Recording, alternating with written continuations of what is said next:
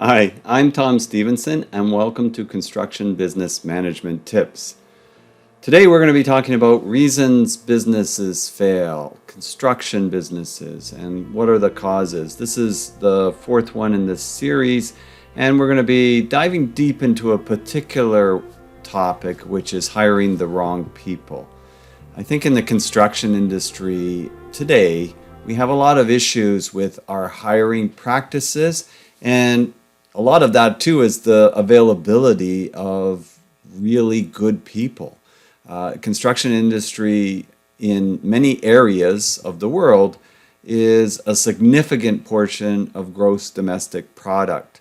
Where I am in Canada, it is a big deal. In Toronto, economic center of Canada, it's a really big deal. And so it is challenging for construction companies who are competing for a limited resource to get the best people. And so I thought it would be worth just talking about this for this particular short video, as it is such an important aspect. And this is not just geared towards construction businesses, this is also geared towards you as individuals that may be applying for work at construction businesses to try to better identify, is this a business that I want to work with? If you are a potential employee in the construction field, you have a lot of opportunities. The balance of power today is with people wanting to get into the field or experienced people in the construction industry. If you're really good at what you do, you've got choices. And so if we flip that around and we look at it from a construction business perspective, if you want to get really good people, it's going to be challenging, and there's going to be some things that you need to do. So I just put some pointers that I've found in my interactions with construction businesses and construction companies. I've been teaching tens of thousands of students over the years, and many of those students have gone on to create very, very successful construction companies that employ hundreds of people. So it's been a lot of the feedback and continuing dialogues that I have with those graduates. I get a lot of sort of insight into some of the challenges that the industry faces and that businesses face. So one of the problems is construction businesses, they often wait for the last minute before deciding to hire. Now on the surface, that makes a lot of sense, right? Like until you get this big project procured, you don't want to hire anybody because maybe you're not going to get the project. And so sometimes you leave that process till the last minute. Or sometimes it takes a little bit of time you get awarded the project, then you've got a bit of time before you start the project, but you let that time go, and then all of a sudden you're scrambling to build up your crews.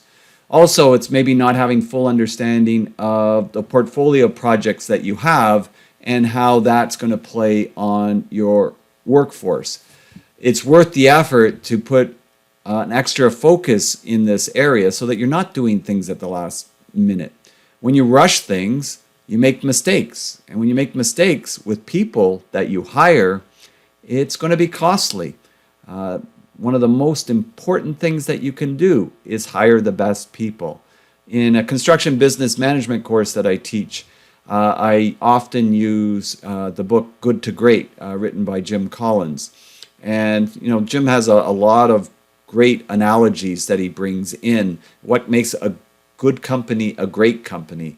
And one of the primary pointers from that book is to get the right people on the bus, get the wrong people off the bus, get the right people in the right seats, and then decide where to drive the bus.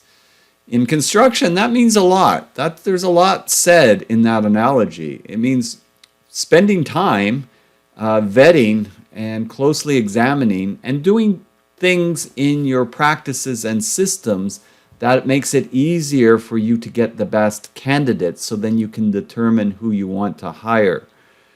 Also, if you have people that, you're probably doing them a favor if they really don't fit with your strategy, the direction that the business is going, then there will be some people that the business is better without, and you know what? They're better without your business too. So it can be a two-way benefit. So getting the wrong people off the bus. and getting the right people in the right seats. When you hire people, it's about getting them in the right positions and making sure the positions are well supported. And if you have all that, then you got people that know what they're doing and they can highly contribute to how you're doing it. And that's sort of helping you decide where to drive the bus. So this all comes in together. And in this particular video, I'm looking at hiring the wrong people. I think in another video, I'm going to discuss retaining the right people, because that is really, really important. I think about this video series that I do, and I've titled it Reasons Why Construction Businesses Fail.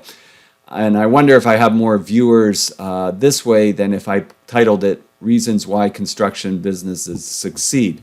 As a society, and it goes back to thinking fast and slow, we often think about the saber-toothed tiger behind the bushes, and that's of most interest to us. And so we as individuals have loss aversion. So by titling it Why Businesses Fail, tends to make it more attractive to people. But all these pointers that I'm saying, you can really flip them around and look at them from the other way and just say why a construction business would succeed, right?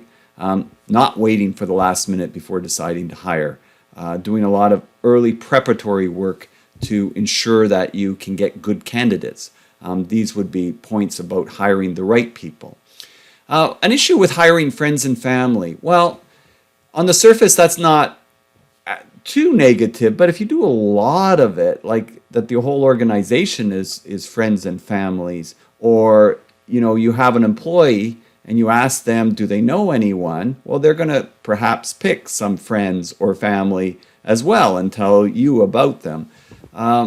Sometimes that can be great, but sometimes not so great, because sometimes you've got, well, number one, if it's friends and family, you don't want to hurt anyone's feelings, and that can cause problems with how you want to run the business necessarily, or if you need some individuals that you need to sort of redirect in how they're approaching their work, it can sometimes make things more complex than you might initially want.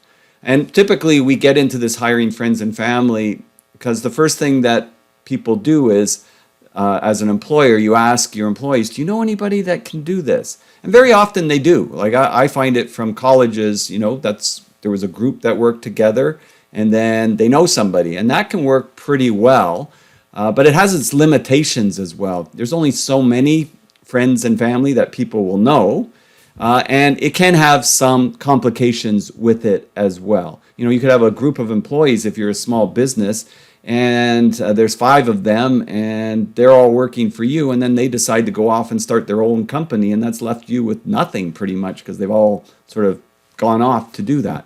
I might question why they're doing that and maybe how well they were treated, but essentially those things can occur. So you have to use that with a sense of wisdom and be careful.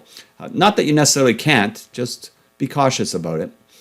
Not taking interviews and references seriously. Well, this kind of ties with the last minute aspect. You should have processes and systems for how you conduct interviews, make them very professional. You want to hire professional people, they're looking at you, whether they want to leave their current job and come work with you. So you want to make sure that you're keeping things very, very professional in that way, and you want to take it very seriously. You also have to be careful during the interviewing process that somebody doesn't sway you with smooth talking. Some people are excellent at interviews, but they're not so excellent at doing the work, especially in construction. Some people, they're introverts, maybe their English is their second language and things like that, and you get the wrong impression. Meanwhile, they're fantastic at what they do. So you definitely don't want to shoot yourself in the foot that way. You want to make sure that you're really understanding the person's experiences, where they're coming from, and asking detailed questions. And you want to try and have the same questions that you ask each person that you're interviewing, so that you can kind of compare what one individual said to another individual, etc., under those circumstances. So that's like another whole deep dive into how to conduct an effective interview. And make sure you do follow up on references, and make sure you ask the references some detailed questions. It's often, I found it interesting to find how often references trip themselves up with what they're saying about the individual, and what's the references background, and how do they know the individual, and really getting into the deep discussion about that.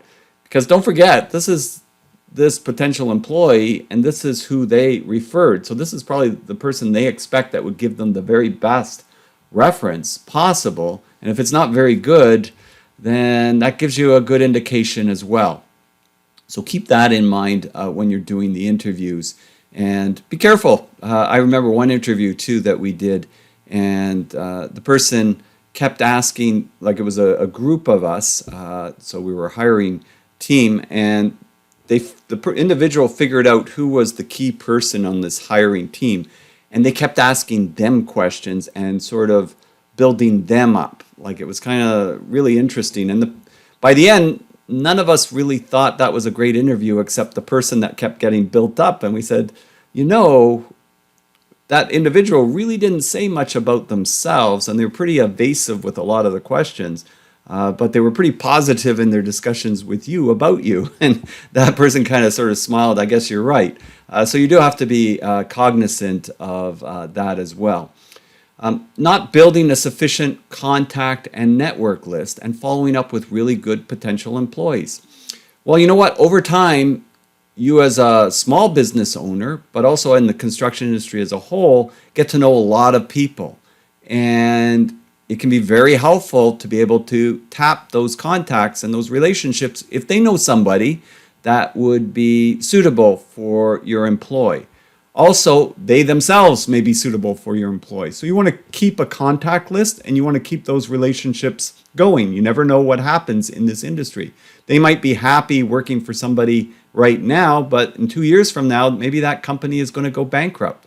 That's an opportunity for you to then contact them and see if they want to work with you. One of my graduates did that not too long ago, and he actually told me that he saw that this big multinational construction company that she worked at, that the potential employee worked at, was going bankrupt. So he said right away, I just looked at my contact, phoned her up and said, do you want to work with us? And so she's on a sinking ship, and a really, really, really good employee. What an opportunity. So that's a really good way to hire the right people, and to be able to avoid hiring the wrong people, because it's a known quantity. When it's a known quantity, that's highly valuable. Not providing enough opportunities for growth. Well, as a business, and this ties to the next one, not making your business a desirable place to work. You need to be able to recruit people that are attracted to your business. If your business really isn't doing things that make it attractive to work at, would you work at your business like as an employee? You got to start thinking along those terms. If you wouldn't, then why would somebody else? And so there's steps you can then take to make it more attractive. One would be to ensure that you've got an internal labor market. Internal labor market just means you make it easy for somebody to go from one position to another. So somebody that's ambitious sees a future in your company. If they don't really see a future in your company, then they go somewhere else, and then you lose the best employees. And then what are you stuck with? You're stuck with the lower end employees. So that's something that you really need to consider for providing opportunities for growth, learning, professional development, and making your business a desirable place to work. Desirable also means how you interact with the individuals. Do they see that you respect and value their opinions? If they do, then they are going to be wanting to work for you. And businesses in the construction industry, it's a big industry, but it's a small industry, as I like to say. People talk, and people know what companies are good to work for and what companies are not so good to work for. I've had, as I said, thousands of students that have had jobs in construction companies, and I've had feedback, where one would work with one construction company, and the owner would be screaming and yelling at everybody all the time. And so, of course, when they finished their co-op and the owner offered them a job, they didn't want to work there. They were looking for something else. And they were very good students, and so that's a lost opportunity. I've also had where employers have come to me and said to me, people are always leaving, so why would I train them? Well, they're probably leaving because of how you treat them, the environment that they're in, the culture that you've set, and they don't see a future in this business, and they're going to feel stressed out and burned out working for you. So yeah, they are going to leave. And I've had other contractors where they've been hired and they stay for decades and they work for them and the same employees, and it's like a big happy family. So there's different cultures that go on in the businesses, but definitely if you want to get the best people, you need to make your business attractive, because then you're only going to be left with people that are applying that can't get jobs elsewhere that may not be the right fit for your business. So sell your business accurately to candidates. Don't make it something that it isn't. Be truthful and transparent. And of course, if you're ambitious about moving to a certain level in that, sell all of that, but definitely don't tell them that it's this easy utopian job and then they get into it and it's not. You're much better to be transparent and upfront about it. That way, they're not leaving a job and going to be very unhappy that they left that other job to come work with you, because it's something totally different. And as a employer, you want to make sure that you're leading them in the right way. Typically, you want to have trust in your employees until they do something that makes you not have trust in them. And you know what? I look at it the same way with leaders, people that I've worked with that I've reported to. And, I have trust for them until I don't have trust for them. And then if I don't, it's a hard sell to get that trust back. So that's kind of how I look at the construction business, and how hiring the wrong people can definitely have a negative impact on that particular business. I think about this saying from Warren Buffett. Somebody once said that in looking for people to hire, you look for 3 qualities: integrity, intelligence, and energy. And if you don't have the other 2 will kill you, right? So if you don't have integrity, these 2, what you don't want is somebody with intelligence and energy and no integrity. That's going to sink you, right? So I didn't get into, you want to hire good, morally ethical, performing people. That is a final, vital, important aspect of hiring the right people. Construction, there can be a lot of corruption, there can be a lot of theft, there can be a lot of unethical practices that are done if you're not careful. So you want to make sure that you hire people that have integrity, that are ethical and have high moral values that will help to accelerate your business. And there's a lot that you can do if you have integrity, intelligence, and energy. Even if you don't have specific training in certain areas, those things can be trained up for. So that's kind of the specifics that I wanted to mention. In the previous videos, you can even freeze this and take a quick read through them.